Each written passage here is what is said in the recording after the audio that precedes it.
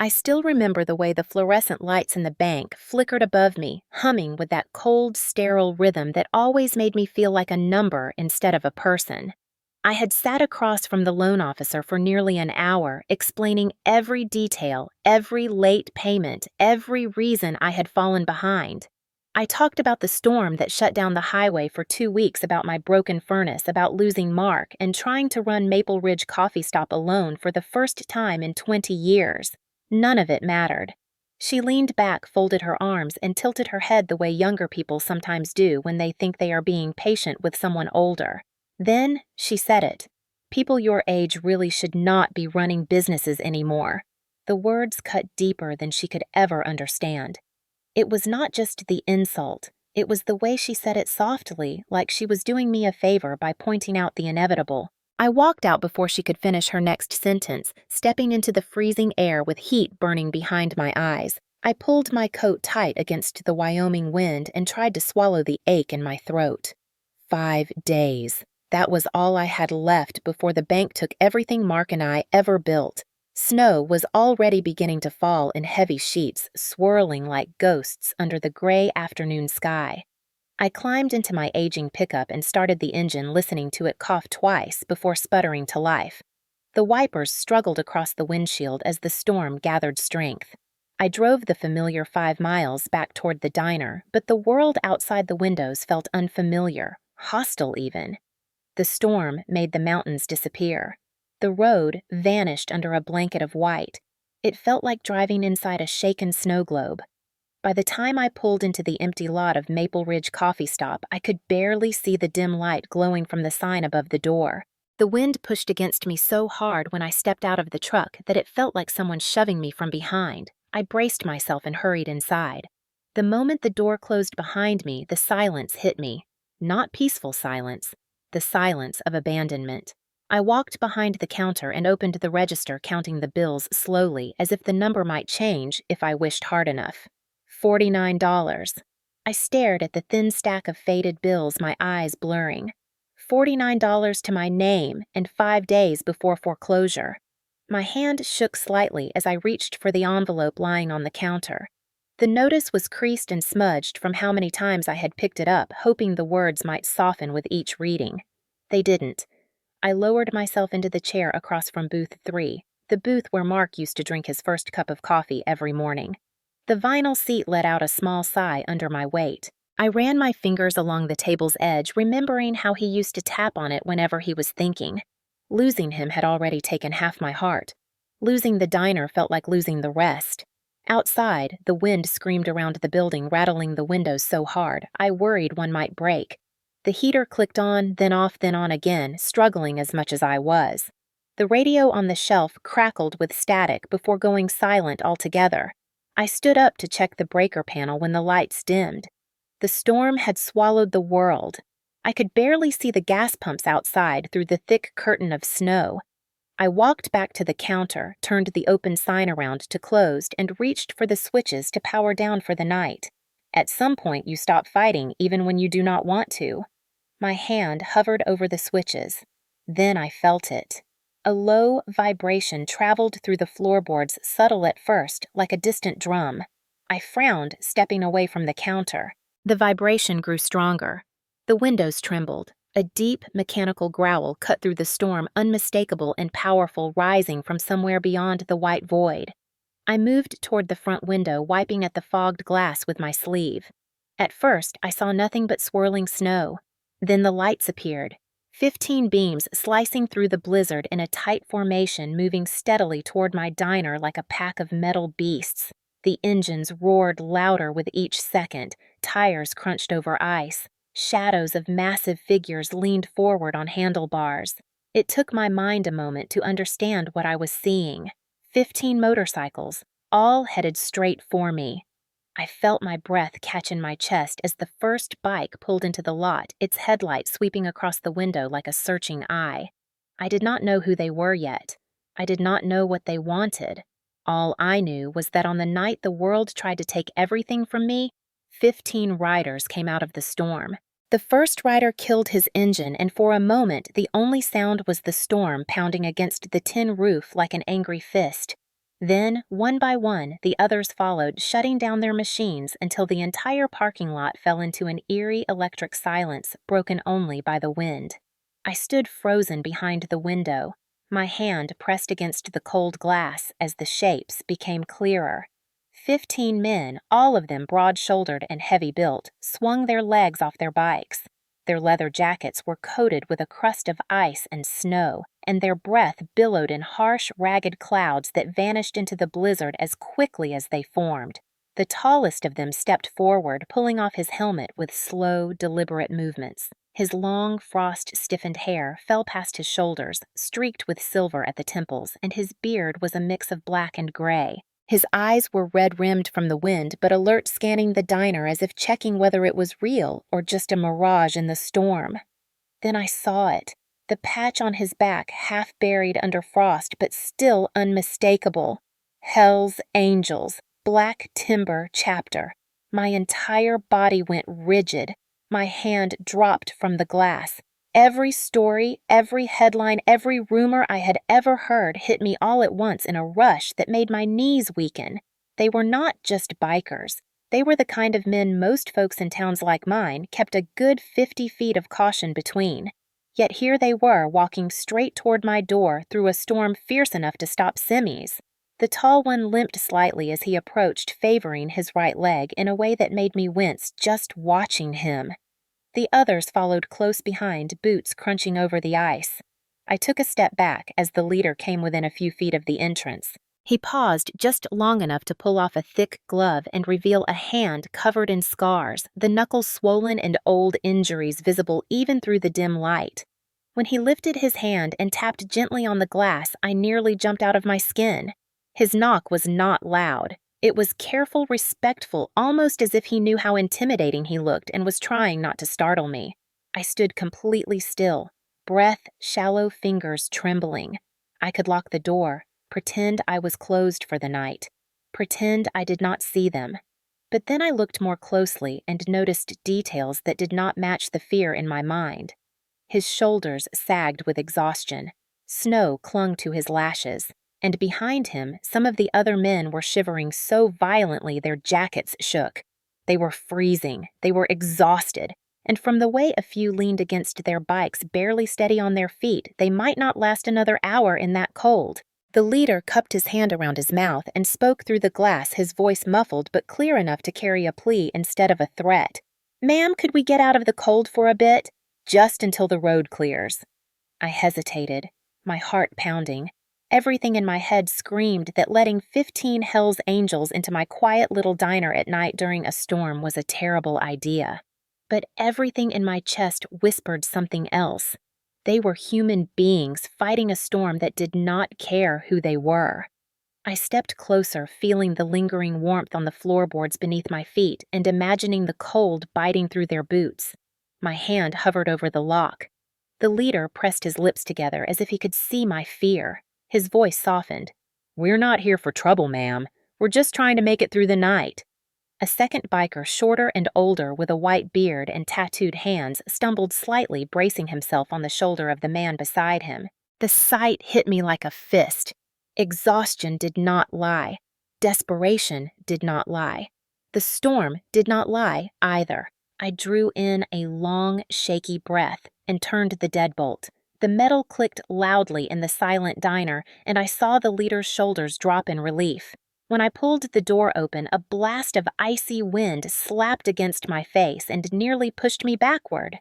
The tall man stepped inside first, dipping his head respectfully as if entering a sacred place. "Thank you, ma'am," he said, and the sincerity in his voice stole whatever fear I had left. He moved aside so the others could follow. One by one, the men entered, stomping snow off their boots, their jackets creaking from the ice. They said nothing loud or crude. They did not swagger or take up space on purpose. They looked around with something closer to gratitude than anything else. The youngest one, a boy who could not have been more than 22, hugged his arms around himself as he shivered violently. I pointed to the heater vent. "Sit there. Warm up." He nodded quickly and rushed over without a word. The tall man reached me again and extended his hand. The gesture surprised me enough that I blinked at it before taking it. His palm was cold and rough, and his grip was steady but gentle. "Name is Reed Walker. I apologize for the late intrusion. We just needed shelter." I swallowed the lump rising in my throat. "Linda. Linda Grace." Reed gave a small nod, and something softened in his expression. "Well, Linda Grace, I promise we will respect your place. We're just grateful you opened your door." They settled into booths and stools with the kind of restraint I never expected from men who looked so intimidating. Watching them sink into the warmth like men returning from war, I realized letting them in was never the wrong choice. The wrong men were not always the ones you feared. Sometimes they were just the ones desperate enough to knock. The warmth inside the diner felt heavier with 15 men settling into it, not in a threatening way, but in a way that made the air feel different, almost weighted with exhaustion and quiet gratitude.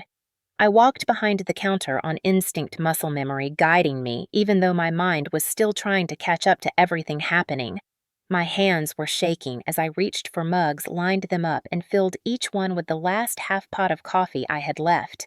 The smell rose into the air, bitter but comforting, and the sight of steam made several of the men close their eyes like the simple promise of heat was enough to keep them upright. I carried the first few mugs myself, setting them down in front of Reed and the older men who looked closest to collapsing. They murmured thank you and wrapped their frozen hands around the ceramic cups. It was only then that I realized how red and raw their fingers were skin-cracked from hours riding through ice and wind. I returned to the counter, grabbed more mugs, and poured until the pot sputtered dry. Then I reached for the food I had left in the kitchen. There was not much. A few slices of ham, the last of the potatoes Mark used to dice every morning, half a loaf of bread, and 2 cans of chili I had planned to stretch for my own meals over the next few days. As I laid everything out on the counter, the reality pressed into me like a bruise. I did not have enough. Not for them, not for me, not for anyone.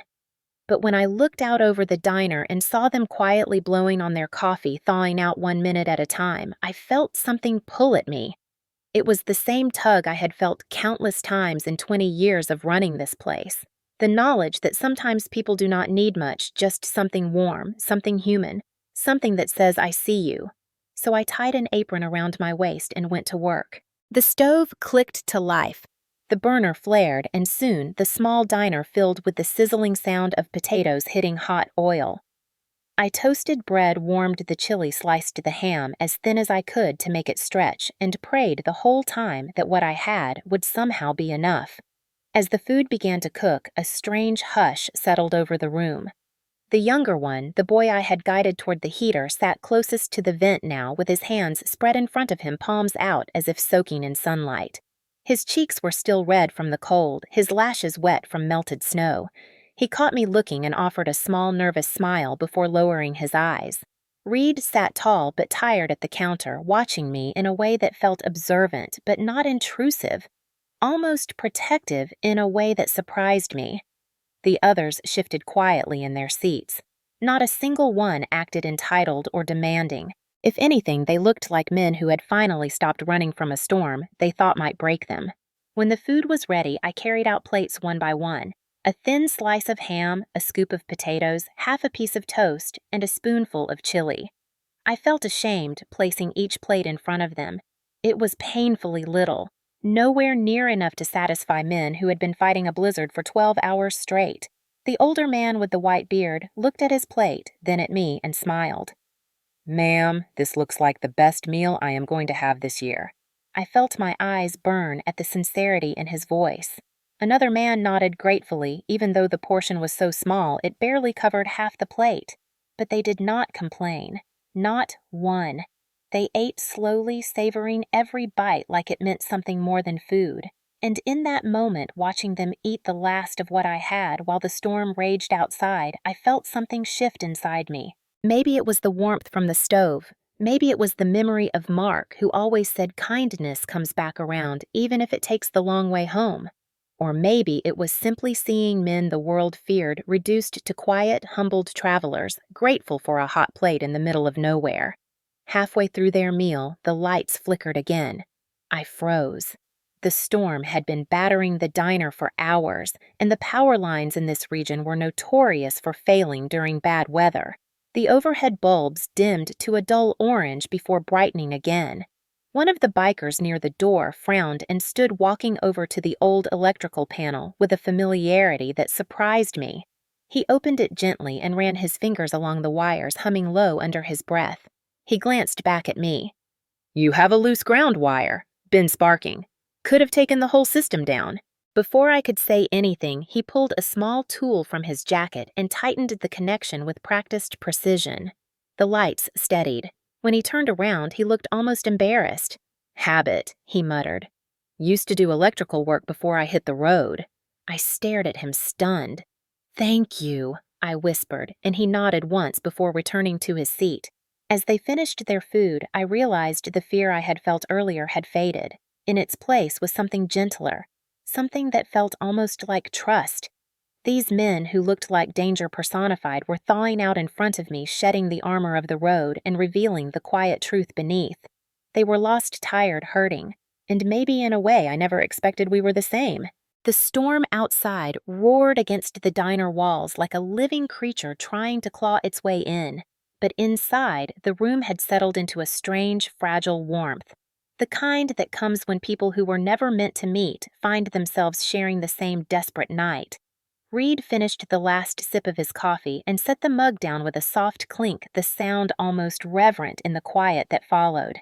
He looked around at his men, at their exhausted faces thawing under the yellow lights, and then his eyes found mine. For the first time since they had arrived, he looked less like the leader of a feared motorcycle club and more like a man carrying a weight too heavy for anyone to bear alone. "We lost someone today," he said, his voice low, rough around the edges. His words caught the attention of the room. The older, white-bearded man stopped mid-bite. The younger one's shoulders slumped. Even the man who had fixed my electrical panel paused, his eyes fixed on the tabletop. Reed took a breath, and I saw the struggle in his chest, the kind that comes when grief is trying to push its way up your throat. Name was Buck Thompson. He had been riding with us since before half these boys could shave. "Cancer," Reed continued, and the word landed between us like a stone sinking into water. "He passed 2 nights ago. We went to say goodbye. That is why we were on the road in this hell of a storm." Something in me cracked open. Cancer had taken mark from me too, the kind of slow, cruel thief that steals the person you love, one memory at a time. I swallowed the lump that rose in my throat and leaned a little closer, unable to stop myself. "Was he family to you?" Reed met my eyes, and for the first time all night, the hard edges of his face softened. In this life, he said quietly, "Family is not always blood. Sometimes it is the folks who pull you back on your feet when the world knocks you down." We buried him in Denver. Then we tried to make it back before the storm shut everything down. His jaw clenched slightly as if trying to keep his emotions from spilling over. But we did not make it, not even close. One of the younger men exhaled shaky breath, the sound filled with both frustration and sorrow. "We thought we could outrun it, ma'am. Should have known better." Reed glanced back at him, a small flicker of reassurance passing between them. My heart tightened in my chest as their grief settled into the room. It was heavy, familiar, real. I reached for the coffee pot and refilled the mugs closest to me, more out of instinct than thought.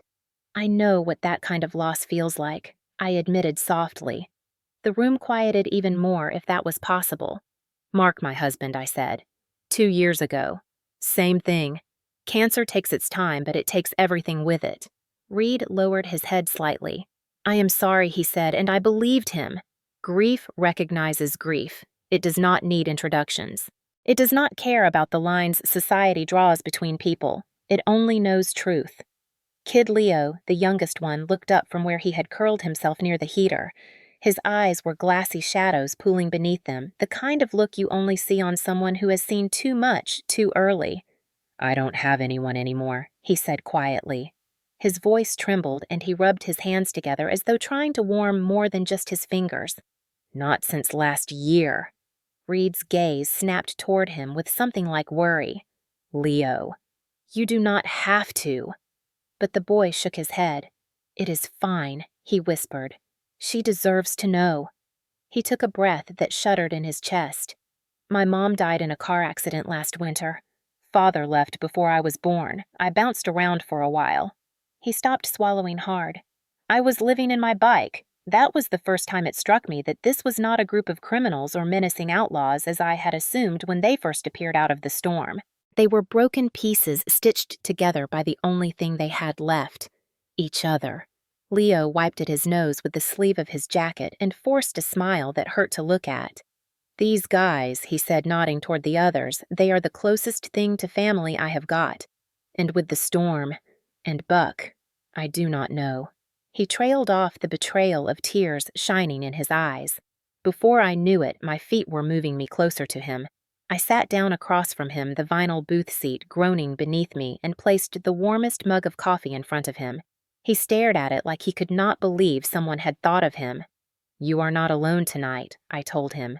"None of you are." The words surprised even me. They had slipped out before I could stop them, but they felt right, like something Mark would have said if he were still here. Reed nodded once, grateful but silent. The storm howled louder at the windows, shaking the panes, and suddenly the radio crackled from where it sat on the shelf behind the counter. A burst of static filled the room before a broken voice crackled through, announcing that the main road had been officially closed until morning. There would be no travel, no escape, no way out. The bikers all turned their heads toward the sound shoulders sinking. Reed sighed. "Looks like we are stuck here a while," he said. I could hear the apology in his voice before he spoke it. "I am sorry to impose, Linda." "Truly," I shook my head. "You are not imposing. You just lost someone. And honestly, I think we all needed a place to sit with our ghosts tonight." One of the bikers looked toward the counter and noticed the folded foreclosure notice peeking out from under the register. His brows drew together. "Linda," he said slowly, "how long do you have?" The question hit me so hard, I felt my breath freeze. The room seemed to still around me, the storm outside fading into a distant roar. In that moment, their loss collided with mine, and every wall I had built to keep myself together began to crack. For a long moment, I stood there with every eye in the diner on me. The foreclosure notice lying half exposed like a wound I had tried too hard to hide. I wanted to shove it back under the register, pretend no one had seen it, pretend I still had something resembling dignity left. But the truth had already slipped into the room like a draft, subtle but unmistakable, and there was no pulling it back. My chest tightened, and I felt the old familiar shame crawl up my throat, the kind that comes when life strips away the last things you thought you could still control. I forced myself to breathe. 5 days, I said, finally, the words scraping out of me in a whisper. The room went still. Even the storm seemed to hold its breath for a heartbeat. Reed's eyebrows lowered, not in anger, but in a kind of weary, knowing concern. 5 days until what, Linda? Until the bank takes the diner, I said. There it was, the truth, ugly, bare, and trembling. I expected judgment. I expected someone to make a joke or shake their head or mutter something about poor planning. I had been preparing for that kind of reaction for months, from townspeople, from bankers, from strangers, who never understood what it was to lose piece by piece until you were almost gone. But that was not what I saw. Every face looking back at me carried something different. Respect, concern, a softness I did not expect from men wrapped in leather and scars. The older man with the white beard set down his fork, his expression turning quiet and serious. "How far behind are you?" 3 months, I said. It felt like a confession in church. My voice cracked on the number. 3 months and I cannot catch up. I have tried everything. Mark handled the books. After he passed, I just could not keep up with the repairs and the bills and the slow season. I paused, heat flooding my eyes again. I failed. Reed shook his head, voice steady. "Losing someone you built a life with is not failure. It is surviving something that tries to break you." His words hit me harder than I wanted them to. I looked down at the counter, unable to meet his eyes, unable to hold the weight of compassion when I had been carrying my pain alone for so long. It felt too big, too generous, too much like hope. "I do not want charity," I said softly, almost defensively. "Charity?" the older man echoed, leaning back. "Linda, We just watched you feed 15 freezing strangers the last of what you had. That was not charity. That was heart. The young one, Leo, stared at me with wide, earnest eyes still rimmed red from earlier. You fed us when you barely had anything for yourself, he said. Why would you think you deserve less than you give? My throat closed instantly. I had no answer. I had spent so long believing that losing the diner was a personal failure that I could not imagine anyone seeing it differently. But they did. They saw straight through me in a way that felt both terrifying and strangely liberating. Reed drummed his fingers lightly against his mug as though thinking deeply. Linda, he said in a careful tone, has this place always been this quiet? I let out a humorless laugh. No. Before the highway expansion, we had truckers through every day, families passing through on road trips, winter crews, hunters. Mark and I were always on our feet. He nodded slowly. So, what happened? The road moved, I said. They put in a bypass 2 years ago, cut traffic by half. Maybe more. And without Mark. I trailed off again. Reed's gaze softened. You have been trying to run a 2-person life with 1 person's hands. My eyes stung at the truth of it. Another biker spoke, his voice low and steady. Linda, running a place like this in this area is damn near impossible without a full crew. You should not be blaming yourself. I shook my head. It does not matter. The bank is done being patient. I have sold everything I can. I sold Mark's tools, my wedding ring, everything except this diner and the memories in it. Reed stared at me for a long moment, and the intensity of his gaze made something flutter uneasily in my chest. Then he said something that made the room tilt for a second.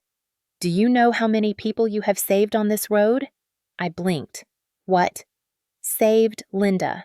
Helped. Pulled out of ditches. Fed when they could not afford a meal. Warmed up when they were frozen to their bones. You think people forget that? I frowned, confusion pushing through my grief. I have not done anything special. I just gave folks what Mark and I could. Hot coffee, a place to sit, food when they needed it. Exactly, Reed said as if he had been waiting for me to say that. And you think that does not matter? Before I could respond, Hawk, the one with the white beard, leaned forward. Lady, he said gently, you do not know how many stories we have heard about this place. Truckers talk, riders talk.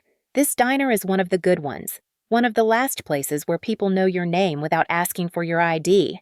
I stared at him stunned. Another biker nodded. You would be surprised how far kindness travels, Linda. Sometimes farther than we do. Something inside me shifted small but undeniable. A flicker. A tiny ember of something I had forgotten how to feel. Hope. But it was barely a spark, fragile and trembling. I shook my head again. Even if that is true, it is too late. The bank will not stop the foreclosure. I cannot raise that kind of money. This place is done. Reed stood slowly, his presence filling the space with a quiet strength that made every man in the room turn toward him. He set both hands on the counter and leaned in just slightly, his eyes locked onto mine with unwavering certainty. No, he said, his voice low but firm. It is not done. Not yet. Not like this. Linda Grace, do not you dare give up before the people you helped get a chance to help you back. A chill ran through me that had nothing to do with the storm. Reed's words hung in the air like something alive, something with weight and breath, and for a moment I just stood there gripping the counter because the ground beneath me seemed to shift. I wanted to tell him he was wrong, that I had not done anything worth remembering, that the world did not owe me anything and I had no right to expect otherwise. But before I could open my mouth, Hawk cleared his throat softly, the kind of throat clear a man gives when he is about to say something he has carried for too long. You do not remember me. Do you, Linda? His voice was gentle, not accusing, but there was something underneath it, something like anticipation. I glanced at him, studying the thick white beard, the deep-set eyes, the weathered skin that looked like it had seen more winters than it ever wanted. I am sorry, I whispered. I do not think I do. Hawk nodded slowly, almost as if he expected my answer. 10 years ago, he said, his voice dropping to a quiet rumble, I was riding through this area in a storm almost as bad as this one. Cold enough to freeze your bones. I had gotten myself turned around on Ridge 212 and my bike broke down halfway up. I thought I was going to die out there. My breath caught slightly. I did not know where this was going, but something in my chest tightened as if a memory I had forgotten was trying to claw its way back. Hawk continued. I stumbled down the road looking for help, barely able to see straight. Thought maybe I would spot a house or a shed. And then I saw your diner's lights. He paused, and the room seemed to lean in with him. You had just closed for the night, but when I banged on the door, you opened it anyway and pulled me inside before I collapsed. Said something about letting no soul freeze to death on your watch. A faint shiver ran through me. That sounded like something Mark and I used to say a rule we lived by, even when it cost us hours of sleep. I stared at Hawk, the memory shimmering at the edges of my mind. You gave me a blanket, he said, his voice thickening just slightly, and hot coffee. And when the roads were blocked and the tow truck could not come, you let me sleep in that booth over there. He pointed to the corner, the very same booth where Leo had curled up earlier. You even cooked me breakfast before I left. Would not take a single dollar from me, even though I know you needed it. My hand went to my chest, pressing lightly against the ache blooming there. I remembered it now. A man half frozen, shivering so hard the mug rattled in his hands. Mark had been alive then. He had made the eggs. I had wrapped the man's jacket in a blanket to warm it by the heater. I felt my eyes blur. That was you, I whispered. Hawk's smile was small and sad. That was me, and I have never forgotten what you did. He leaned back slightly, giving space for the next voice that rose from across the diner. Sawyer, a broad man with dark hair and a scar along his jawline, cleared his throat. Linda, I do not know if you remember, but about 8 years ago, a man burst through your door at 2 a.m. yelling for help. My heart lurched. I do remember that. He said his little girl had been in a car accident up the mountain. Sawyer nodded. That man was me. My daughter was fighting for her life, and I was panicked, could not think straight.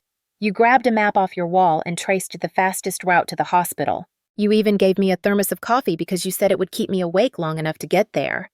He swallowed hard. My daughter made it. She is 23 now, and I have told her that story every year on her birthday, how a stranger in a mountain diner helped her father find his way back to her.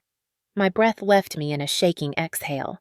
Before I could gather myself, Mason spoke up from a corner booth. You and your husband helped my brother once. He had a busted chain in the middle of a winter run. You let him use your tools, fed him, kept him warm. He said you treated him like kin. My gaze drifted from face to face, each man watching me with the same expression, equal parts gratitude and reverence.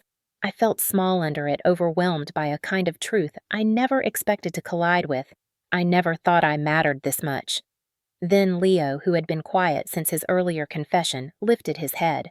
His voice trembled, but he did not look away. You might not remember me either, he said softly. I was here 3 years ago. I stopped because my bike was almost out of gas. But the real reason was because I did not know what else to do. I was planning on leaving everything behind, maybe for good. I remember a kid with hollow eyes, I whispered before I could stop myself. Leo nodded, his voice breaking. You gave me a meal even though I told you I could not pay. And when I said I did not know where I was going next, you told me sometimes not knowing is the first step to finding where you belong. Then you gave me the name of a man in Salt Lake City who might have work. He swallowed. That man became like a father to me, and that job saved my life. A thick silence settled over the diner. I covered my mouth, stunned by the weight of it all. Reed finally stepped forward, his boots heavy against the creaking floor. Linda, he said with a quiet conviction that made my heart race. You are a legend on this road. People talk about the woman who keeps her lights on in storms, the woman who feeds strangers, the woman who pulls folks back from the edge without even knowing it. He paused, letting his words sink in. They call you the angel on Ridge 212. My knees weakened, my throat closed. I had no idea. No idea that my small acts of kindness had rippled through years and miles and lives I never expected to touch. No idea that the world I felt so abandoned by had been carrying pieces of me all along. A soft tremor went through me as I held onto the counter to steady myself. I am no angel, I whispered. Reed shook his head. Maybe not to yourself, but to the people you saved, you are the brightest light they have ever seen." His words swept through me like a warm wind cutting through a winter night. For the first time in years, I felt something I thought I had lost forever: worth. For a long moment after Reed spoke, the diner felt suspended in a kind of stunned, trembling silence, as if even the storm outside were pausing to listen.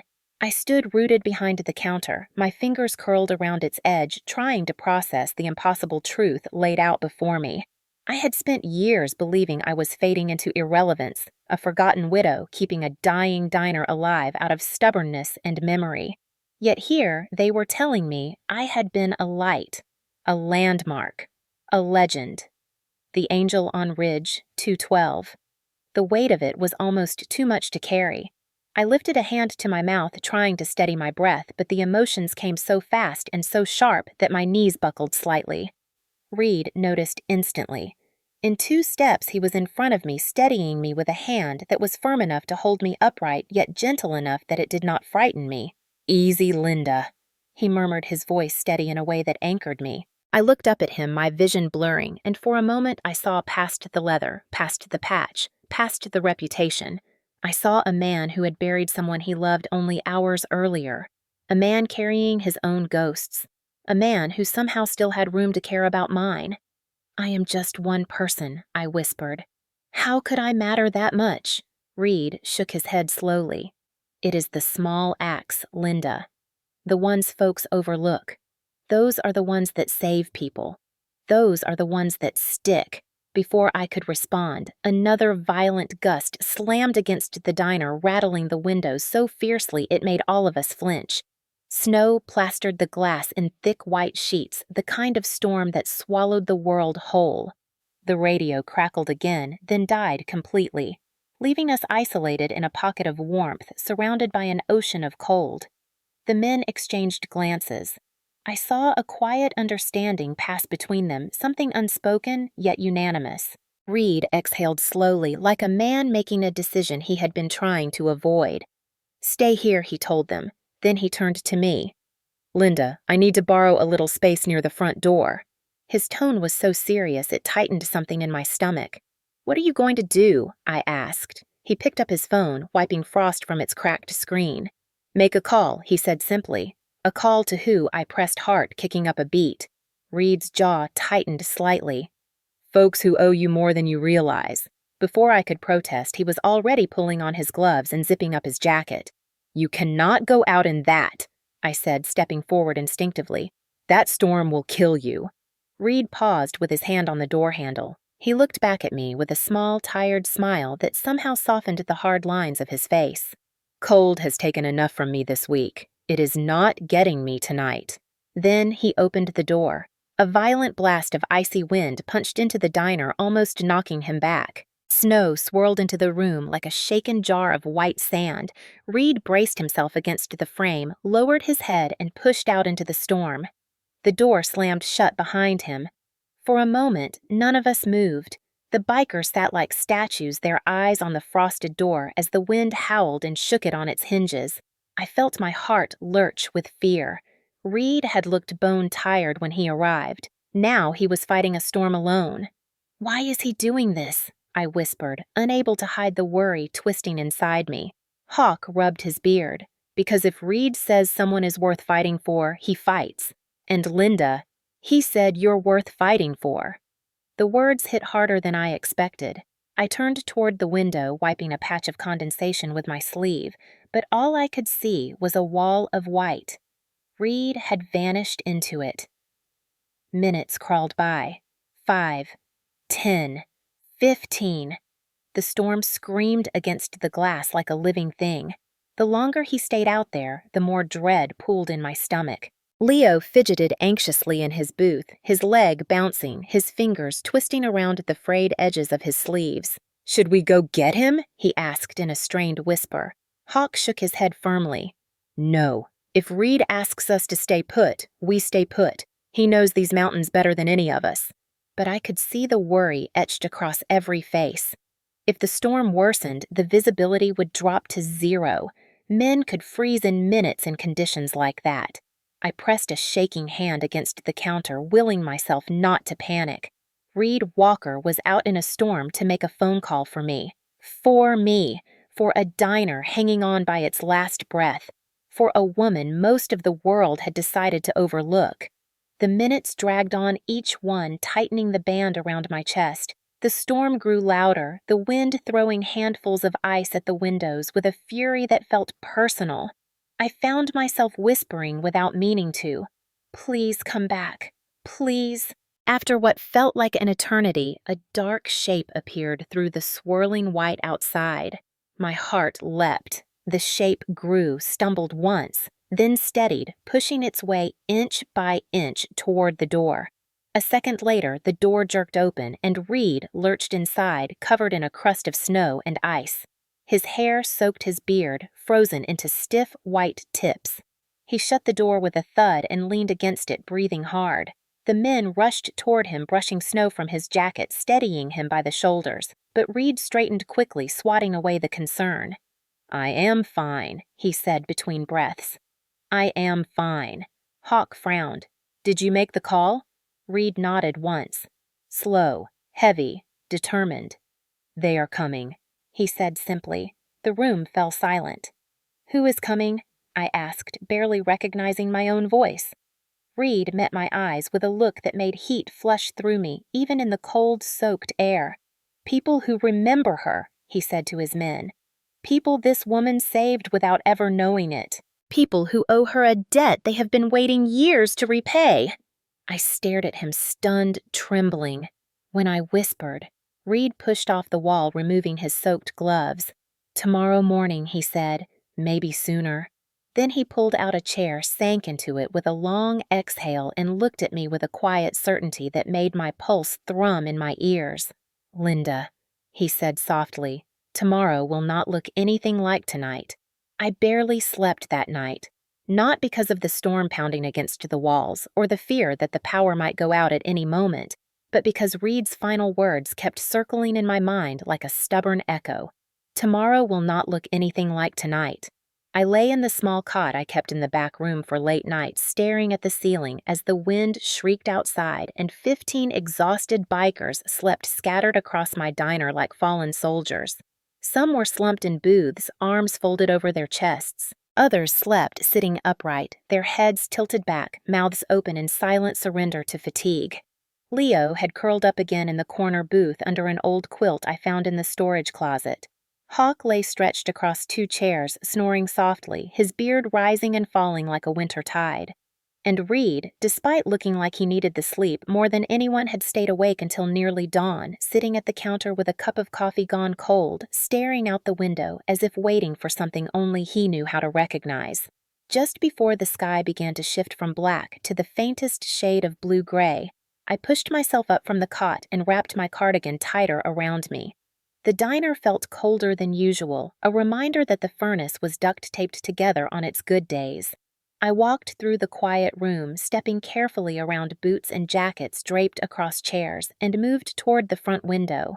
What I saw made my heart stop. At first, I thought the snow had carved strange shapes in the landscape mounds and rises that had not been there the night before. But as my eyes adjusted to the dim light of early morning, I realized those shapes were not snow piles at all. They were headlights, dozens of them, lined up along the highway in a long, shimmering row that disappeared into the distance. I pressed both hands against the cold glass and leaned forward, breath fogging the pain. As the sky brightened a little more, the silhouettes became clear. Motorcycles, trucks, vans, cars. A sea of vehicles packed tightly together, engines idling softly under the dawn light, exhaust rising in slow white plumes. It looked like an entire convoy had formed outside my diner during the night. My pulse stumbled. I took a shaky step back, my hand flying to my mouth. What in God's name? The noise I made must have been louder than I realized because Hawk stirred from his chair, blinking groggily.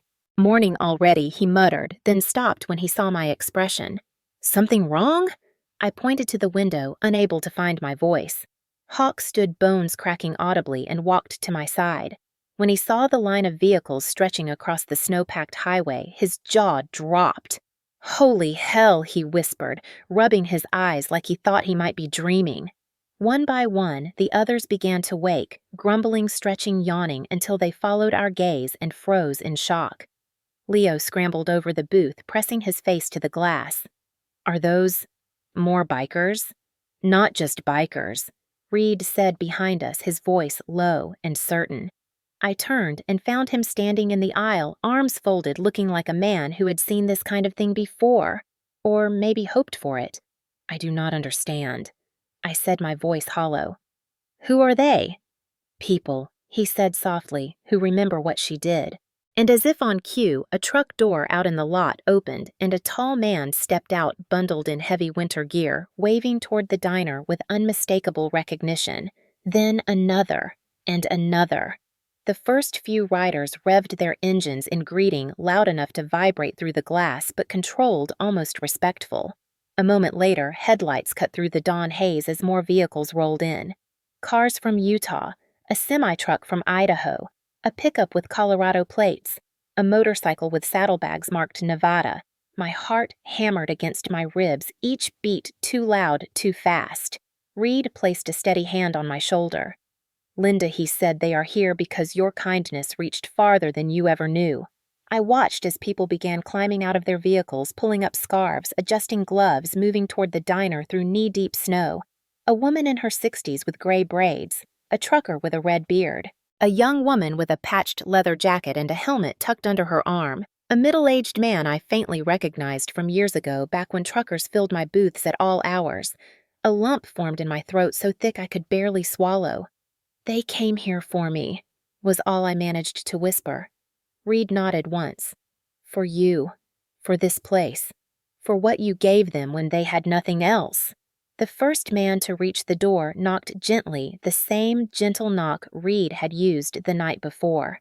I opened the door with trembling hands. The man's face broke into the warmest smile I had seen in a long time. "Linda," he boomed, his voice carrying both joy and disbelief. "I do not believe it. It really is you." I blinked as he stepped inside, stamping snow from his boots. "Do I know you?" He laughed, eyes shining. "You saved my life 13 years ago. I ran out of the highway during a whiteout. You called the tow truck, gave me coffee, even let me call my wife on your old landline. You kept me alive that night, and now I am here to help you." Before I could respond, more people filled the doorway, each wearing gratitude like armor against the cold. A woman hugged me before I could say a word. A trucker shook my hand so hard my arm rattled. A young mother pressed both my hands in hers and whispered "thank you" again and again. I stood there in a daze as the diner filled with people, voices soft, reverent, excited. The storm had not stopped them. The distance had not stopped them. Time had not stopped them. They had come back because I had once opened the door for them. I felt my knees weaken again, but this time not from fear, from awe, from disbelief, from something blooming in my chest like the first warm breeze after a long winter. Reed stepped beside me. "I told you, Linda. Tomorrow would not look like tonight." He was right. Dawn had come, and with it came something I never expected to see in my lifetime. Hope. The diner had never been this full. Not in all the years Mark and I had run it, not even during the hunting seasons when people lined up at the door at 4 in the morning, begging for hot coffee and eggs. Now it was packed elbow to elbow with faces from different states, different roads, different chapters of life, all squeezed into the same little room as if drawn here by some invisible thread. The roar of engines outside became a steady vibration under our feet, a low hum of loyalty that felt almost spiritual. When I stepped back to look through the front window, the sight nearly knocked the breath from my lungs. Motorcycles lined the entire stretch of the highway, row after row of chrome and steel gleaming under the pale winter sun like a sea of guardian beasts. Trucks and vans filled every pocket of the lot. Some riders stood next to their bikes, arms folded, steam rising from their breath as they talked quietly or simply waited. Others were still arriving, headlights cutting through the fading storm as more engines growled into place. I counted without meaning to. 10, 20, 30, then more. 100 bikes, at least, maybe more if I counted the ones still pulling in from the far end of the road. 100 people standing in the freezing cold because of me. Because of something I did not realize mattered. My heart squeezed so tight it was painful. Behind me, someone cleared his throat. It was Reed. He stood just inside the doorway watching the same unbelievable scene. His arms were crossed over his chest and his face held the quiet pride of a man seeing a promise fulfilled. "Linda," he said, and even my name sounded different in his voice.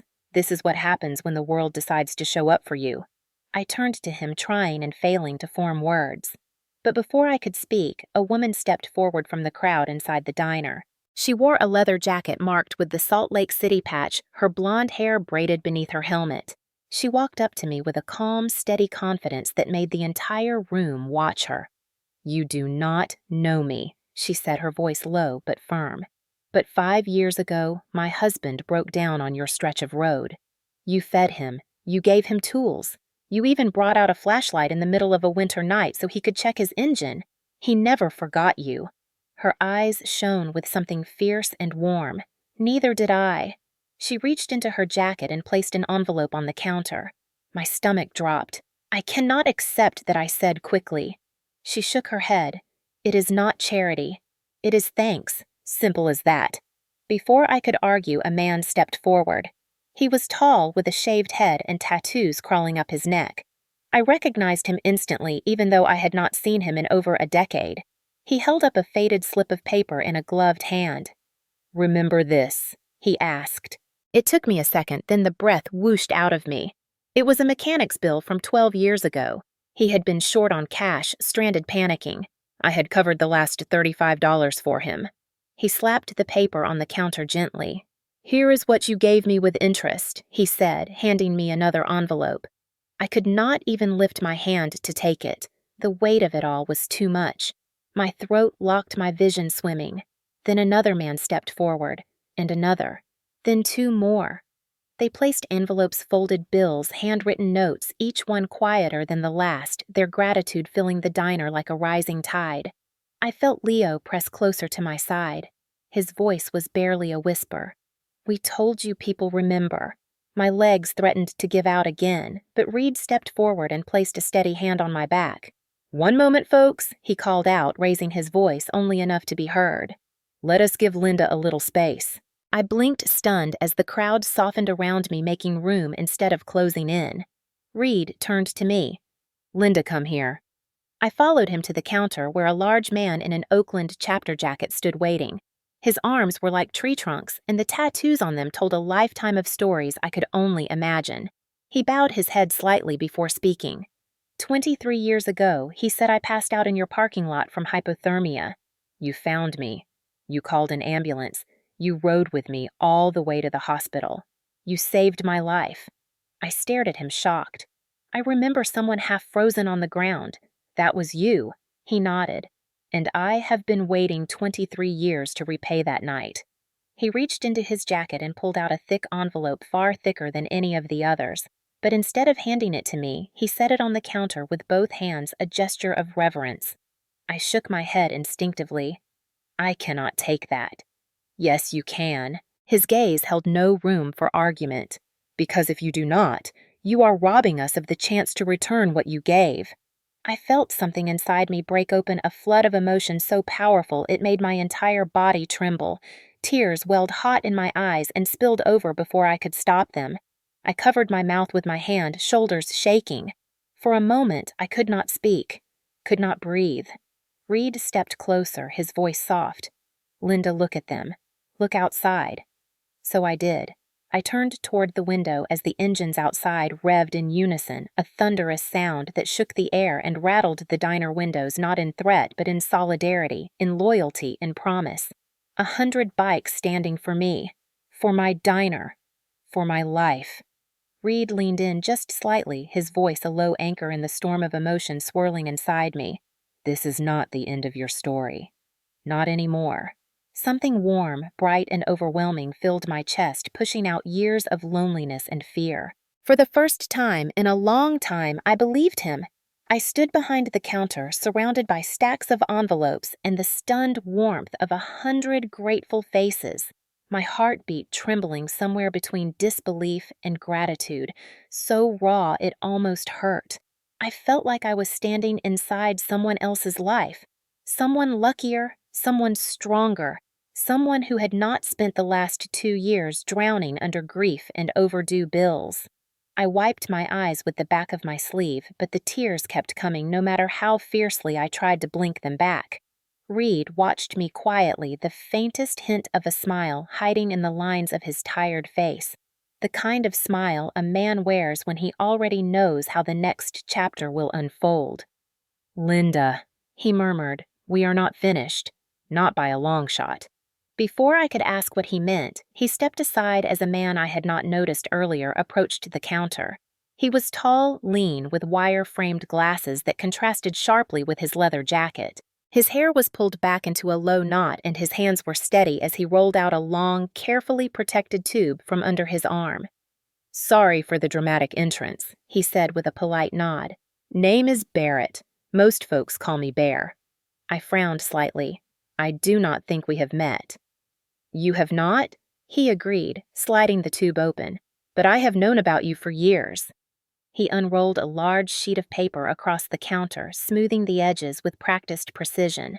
For a moment, all I could do was stare. The paper was covered in architectural drawings. Detailed, professional, clean. A redesigned map of my diner. Expanded.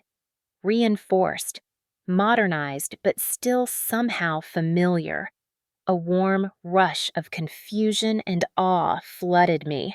Barrett tapped one corner of the blueprint.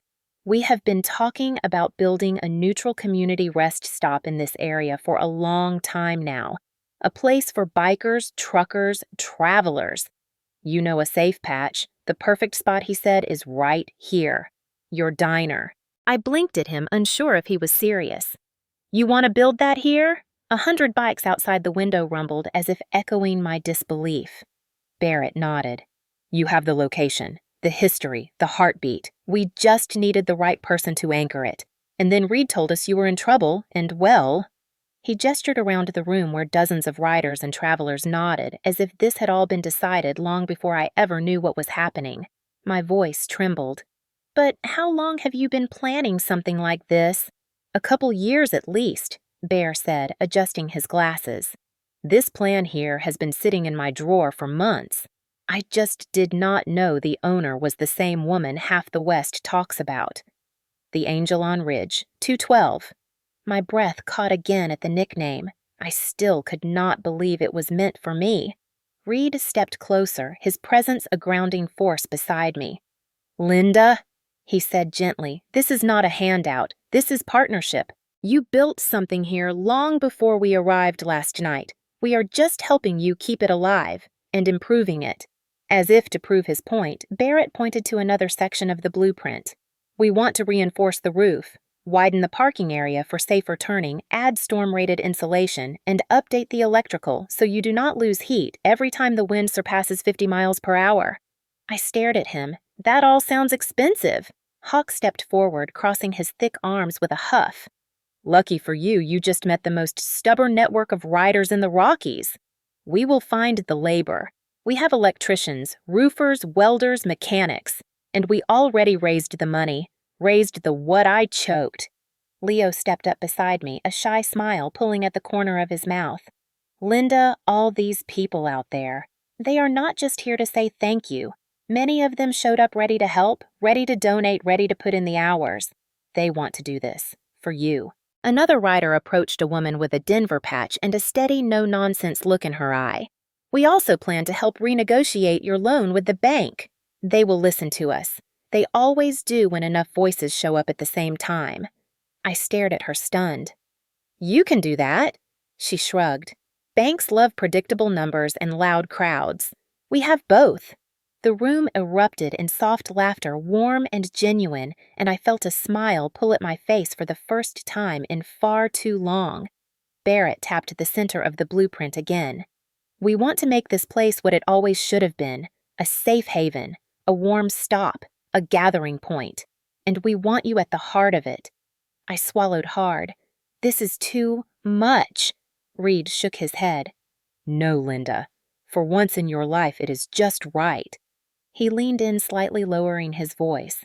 "You gave us a place to belong last night. You gave that to strangers for years. Let us give it back." I pressed a hand to my chest, overwhelmed by the sheer weight of what they were offering. A rebuilt diner, a community hub, financial help, a chance to not only save Maple Ridge Coffee Stop, but to transform it into something I never imagined possible. But more than that, they were offering me a family, a purpose, a future, one I thought had been stolen from me when Mark died. I looked at Reed, my voice barely stronger than a breath. "Why me?" He held my gaze with steady certainty. "Because you lit a light on a lonely road, and none of us forgot it." Outside, 100 engines growled in unison again, not as a warning, but as a vow, a promise, a declaration. I felt something inside me settle for the first time in years, something like belonging, something like coming home. The morning after the storm broke felt unreal, as if the world outside my diner had cracked open to reveal something softer and truer than anything I had dared to hope for in years. And as I stepped outside into the icy sunlight that glittered off the packed rows of bikes and pickup trucks, I felt a warmth rising in my chest that had nothing to do with the weak winter sun and everything to do with the people bustling around my little building, like they had chosen me as their mission for the day. Men I had never met before were already shoveling snow in wide, efficient arcs, clearing paths with the same silent discipline I imagined a military unit might have. Others were unloading toolboxes, popping open ladders, tapping on the roof, testing siding, running new weather stripping along the doorframe. And as I turned, I saw Hawk hauling a stack of lumber off the back of someone's flatbed truck like it weighed nothing, while Reed stood near the porch, giving quiet instructions, coordinating the entire scene with a calm authority that made everything feel strangely safe. I stepped forward, stunned by the purposeful energy swirling around me, and before I could say a word, a woman wearing a Salt Lake City patch on her jacket pressed a travel mug into my hands with a warm grin and said, "Drink, honey, you look like your soul is shivering," and I swear my eyes burned so fiercely I had to look down to keep from crying on the spot. Inside the diner, others were already hard at work. 2 bikers in their 50s were on their knees repairing the loose tiles Mark had always meant to fix, and I had walked past those cracked tiles for 2 years, as if they were physical reminders of every broken thing I was too tired or too alone to face. A young woman with bright copper braids stood at the counter scrubbing it so vigorously I could smell the lemon cleaner across the room, and when she saw me, she just nodded with the kind of quiet respect that feels like a hug without arms. Barrett was crouched under the cash register replacing a worn outlet, talking to himself as he tested the wiring, while Leo hovered nearby, handing him tools with almost exaggerated concentration, like he was trying to give back every ounce of effort I had ever spent on him. The air inside buzzed with voices, laughter humming, scraping drilling, and for the first time in a very long time, I did not hear the empty silence I had lived with since Mark died. Instead, the place sounded alive. It sounded like family. When I stepped back outside, Reed was pointing at the spot where the neon sign flickered. "We are getting you a new transformer," he said, matter-of-factly. "This sign is going to shine all the way to the highway." I wanted to laugh and cry and argue and accept all at once, and before I could find any words, Leo jogged toward me, snow crunching under his boots, and he stopped just close enough that I could see the sheen in his eyes. "Linda," he said softly, "I need to tell you something." He swallowed, and the way he looked down made him seem even younger than he already did. "You were home for me when I had none, and now we are home for you." Something inside me cracked clean open at those words, so raw and so simple that they swept straight through every defense I had built over the years, and I felt tears spill over before I could stop them. I pressed a hand to my mouth, but the sound that escaped was a choked laugh, the kind that comes when grief meets gratitude in a single breath. Leo stepped forward and wrapped his arms around me in the most careful, gentle hug, the kind that says I understand without saying anything at all. And I hugged him back with the desperate affection of a woman who had been waiting far too long for someone to reach right into the hollow places and fill them with warmth. When we pulled apart, the CB radio inside the diner suddenly crackled to life with a static burst so loud half the parking lot turned their heads. "Breaker 2, 1-2, anyone got ears on our angel this morning?" A deep, familiar trucker drawl rolled through the speaker, followed by another voice layered with cheerful static. "Ridge marker looks clear from the south. How's she holding up?" And then another. "Someone get word to the lady. Coffee's still the best on this side of the Rockies." I stared at the old radio hands, trembling, heart pounding. Reed saw the look on my face and smiled with a pride that felt almost paternal. "Trucker network has been buzzing since dawn," he explained. "Word travels faster than weather among those folks." I walked to the counter, swallowed hard, and pressed the button even though my voice shook. "This is Ridge Haven. I am here, and doing all right." The radio lit up again with cheers and whistles and overlapping voices sending love, gratitude, and road updates, and the sound of it washed through the diner like a blessing. All at once, I felt Mark's presence so clearly it was as if he were standing right beside me, smiling that soft smile he used to wear whenever he watched people gather at our booths, and I knew he would have loved this moment. He would have loved these people. He would have loved that our little diner, the place we built with more hope than money, was breathing again. As the afternoon rolled into evening, the work continued with seamless cooperation. No one needing titles or orders, just people doing what needed to be done, because kindness had become its own language here. And as I stood watching the porch lights glow brighter than they had in years, watching the men and women who had arrived as strangers now moving with the ease of old friends, I felt something settle deep inside me. I was no longer the woman on the edge of losing everything. I was no longer the widow pacing the cold floors of a failing diner. I was no longer alone. I had a family now. Not by blood, but by choice. By kindness. By the roads that had brought us all here. My voice broke as I whispered into the crisp air, "Thank you." And for the first time, I meant it with my whole heart. 6 months later, when the last of the spring ice finally melted off the ridge and the winds softened into something almost gentle. Maple Ridge Coffee. Stop no longer looked like the lonely, dying building I had once cried myself to sleep inside. Instead, it stood warm and bright in the pale morning sun with a freshly painted sign that glowed like a promise, a wider porch trimmed with weatherproof rails, new windows that held the heat even on the coldest mornings, and a parking lot big enough to hold more bikes than I had ever imagined would belong to my life. I stepped outside with my coffee, breathing in the clean air that smelled faintly of pine and gasoline, and the faint sweetness of thawing earth, and I smiled without having to force it, something that had become surprisingly natural these days. The diner opened at 5 now, earlier than ever, because the morning rush was no longer a handful of travelers, but a steady stream of bikers, truckers, and locals, who all treated this place like it belonged to them as much as to me. And maybe in some ways it did. Every corner of the place held fingerprints of people who had rebuilt it with their own hands. The new roof bore Hawk's handiwork. The reinforced siding had Sawyer's signature marks from his welding torch. The back porch was Reed's design entirely, and whenever I walked through the diner, I could almost hear laughter in the grain of the wood, feel the effort and the heart stitched into the walls, see the ghosts of that beautiful storm day when the world shifted under my feet. Inside, the booths were rarely empty. The CB radio crackled all day with check-ins from truckers across 3 states who called to report road conditions, tease one another, or simply say, "Angel, you doing all right out there?" I answered each one with a smile because somehow I had become a lighthouse for people on the road, a steady voice they looked for, and instead of feeling the weight of that, I felt anchored by it.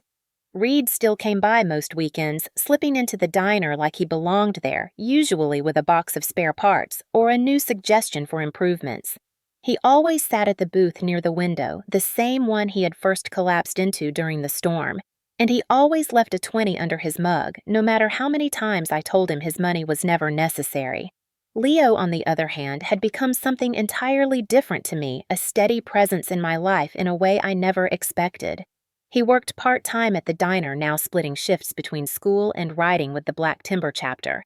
He wiped down tables, brewed coffee, and carried an earnestness that made everyone who walked in the door soften a little.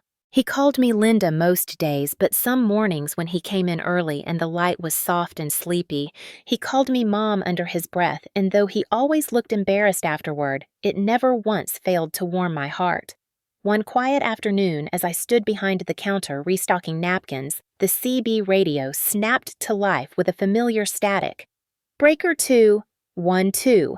We got a drift bank on the East Ridge and a stranded rider trying to push through. Anyone near enough to lend a hand? I clicked the receiver instinctively, my voice steady. This is Ridge Haven. Where exactly is he stuck? The reply came quickly. Mile marker 21. Young guy, says he's freezing. The line cut in and out like the wind was eating it. I felt adrenaline rise the same way it had that night 6 months ago. I stepped out onto the porch, scanning the horizon out of instinct, even though I could not see that far. But I knew how fast weather could turn up here. I knew what that cold felt like. As I stood there deciding what to do, I heard the low rumble before I saw them. 3 bikes rolled into the lot, engines humming like a heartbeat. Reed killed his engine first and lifted his helmet. We heard the call. He said simply, "We're on it!" Before I could even thank him, he revved the engine again, and the 3 of them shot back onto the highway gravel, spitting under their wheels. I watched them disappear into the curve with a strange mix of pride and awe. 10 minutes later, I heard the faint echo of a 4th engine weak and struggling, followed by the louder escort of Reed's group returning. A shivering young man clung to his handlebars, his face pale with exhaustion, his jacket crusted with ice. Reed parked beside the porch and steadied the boy with one hand. "He is shaking like a leaf," he muttered. "Let's get him inside." I rushed to open the door, ushering them in, and the cold that followed them inside felt like a claw for a moment before the warmth swallowed it. The young man stared at me with wide, trembling eyes, barely older than Leo. "I'm sorry," he stammered. "I did not know where else to go." "You came to the right place," I told him, guiding him toward the nearest booth and wrapping a blanket around his shoulders. "Sit, warm up, you're safe here." As I spoke those words, I felt something in my chest settle, something that felt exactly like purpose, like closure, like continuation of everything that storm had started.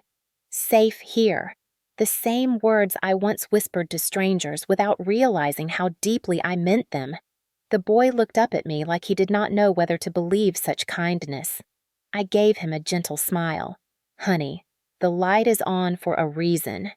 Outside, the sun dipped low behind the ridge, painting the sky in soft, bruised purples and golds, and inside, the diner hummed with the familiar voices of people who had become more than customers, more than travelers, more than weathered faces passing through.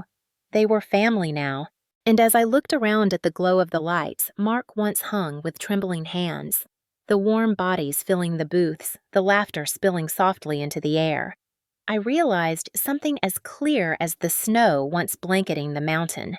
My light had never gone out. It had just waited for someone to help me keep it burning. Sometimes a story like this makes us pause in a way everyday life rarely allows, because somewhere inside each of us there is a memory of a night when we felt like Linda did, standing alone in a quiet corner of the world, thinking the light was going out for good. And maybe you have lived through a storm like that too. A storm that was not made of snow or wind, but of loss of bills you could not pay, of people who judged you before they even knew your name, of a loneliness that settled in your bones and stayed long after the world stopped noticing. And maybe that is why stories like Linda's matter, because they remind us that even in the darkest storms, one act of kindness can echo farther than we ever imagined, sometimes across states, sometimes across years, sometimes right back into our own lives when we least expect it.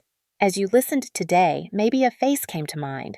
Someone who helped you when you were young and scared, someone who handed you a meal when you had nothing, someone who gave you a place to sit when your hands were shaking, someone who looked at you and saw more than your mistakes or your circumstances.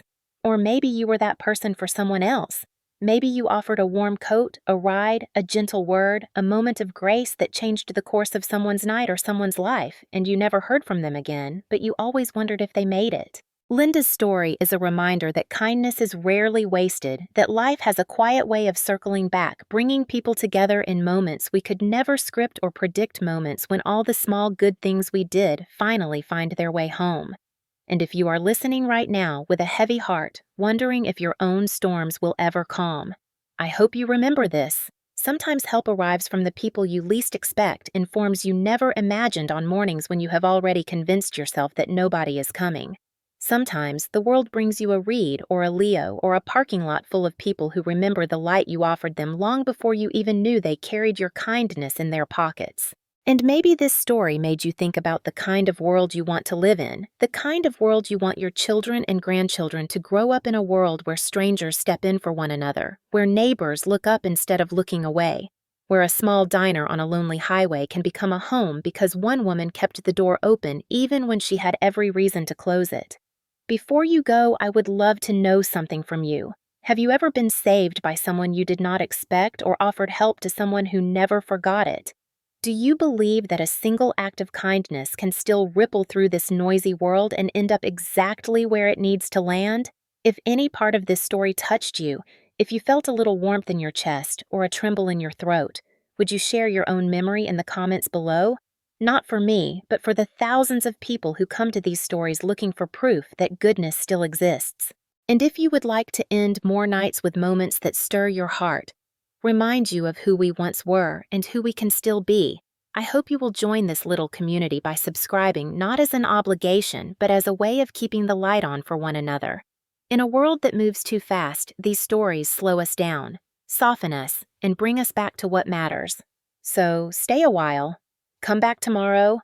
The coffee is warm, the porch light is on, and this road is always open for you.